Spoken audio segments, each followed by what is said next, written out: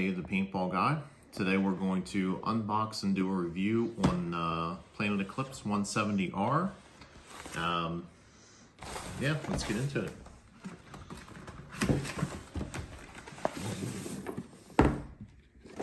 So right off the bat, we have a nice, it's a hard shell case. Which is, I guess, what their mid to high end markers always come with is one of these nice cases, unlike the other ones, they just come basically in a box. But as usual, you have a new barrel stock that comes with it. This is their two-piece barrel system. Reverse threads to put the two tabs together.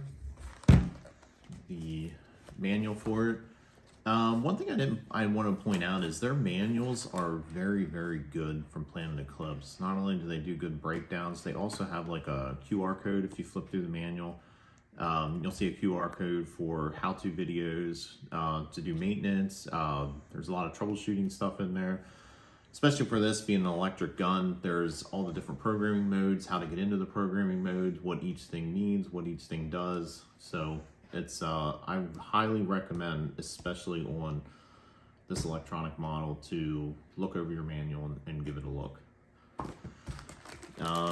So you got your toolkit that comes with them. And once again, like everything else, they give you a bunch of O-rings and a bunch of screws, and it looks like there's some eye covers in there. Some ball detents and stuff like that in there. It's a good bit of stuff in there. Another tube of grease.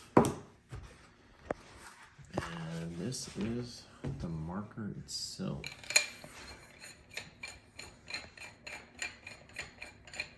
So originally when I was looking, I started off with a mechanical marker and decided I thought that maybe I'd want to get an electro marker. And they, you know, my local field, they offered a very, very good price. They were having a one-day sale, and yeah, gave me a price on this, and I couldn't refuse. So here it is. I got it.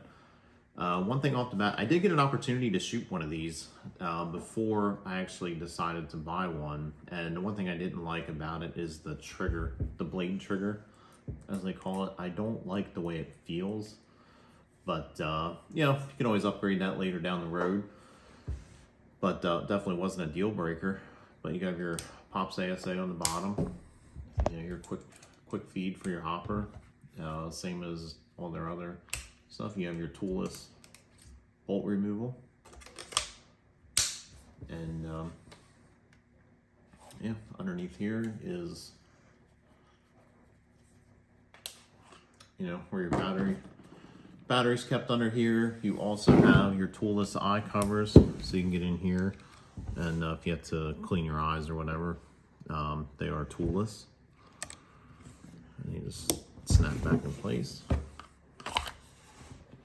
Pop and grip back on. If you can look back here,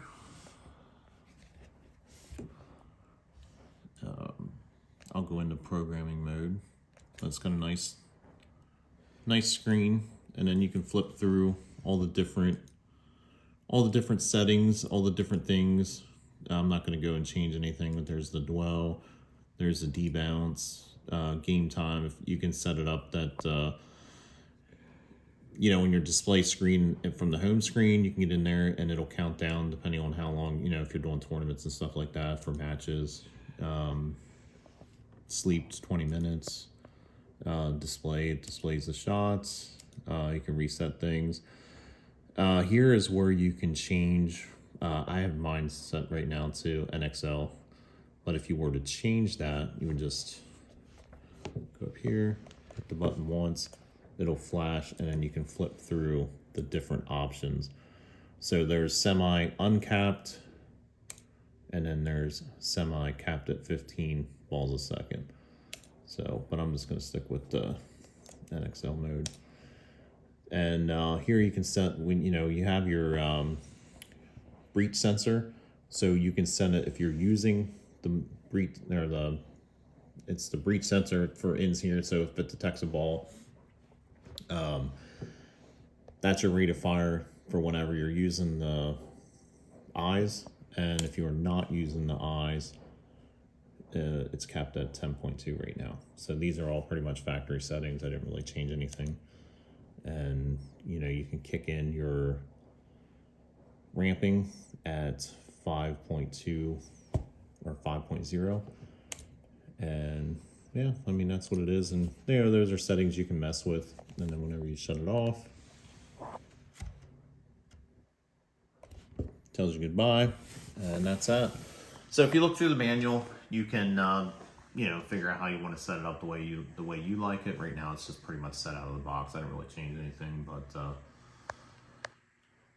yeah, I think it's going to be a good addition to my paintball arsenal. So anyway, so let's take it outside and shoot some paint through it.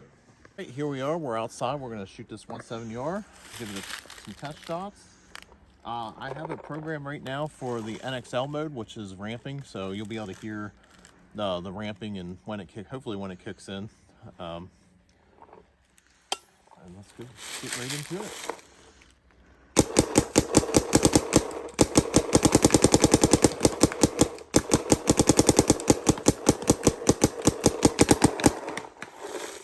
And that's so you can hear it, you know, whenever it kind of takes off like that. I have it set for, you know, right around 3 trigger pulls, and then it'll get into that ramping mode. And it takes a lot of the work out if you can't walk the trigger as well, like I can't. Something I'm still working on. So, but yeah, that's it. I think it's going to be a good improvement. I'm pretty happy with it. So anyway, if you found this information useful, be sure to give a like and make sure you subscribe so you don't miss my latest content.